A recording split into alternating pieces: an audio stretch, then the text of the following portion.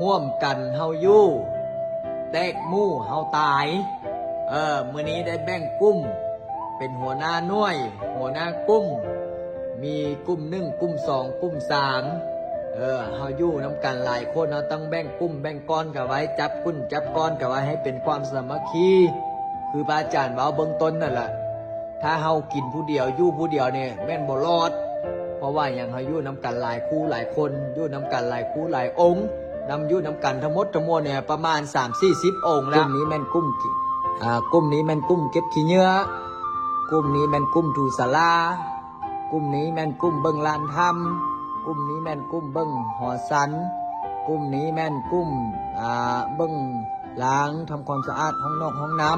ำชื่อเด้อไอ้จัวน้อยเด้อเฮ็ดหน้าที่ไปเฮ็ดหน้าที่มันเนาะเฮ็ดให้ร้อนไหนฝึกจิตฝึกใจคัดเก่ากิเลสในจิตในใจของเฮาออกตนญาติโยมได้มาเบิ่งได้มาเห็นเป็นตะกราบแต่ไวคือพระอาจารย์ว่าละให้ฝึกเป็นโจทย์ที่ดี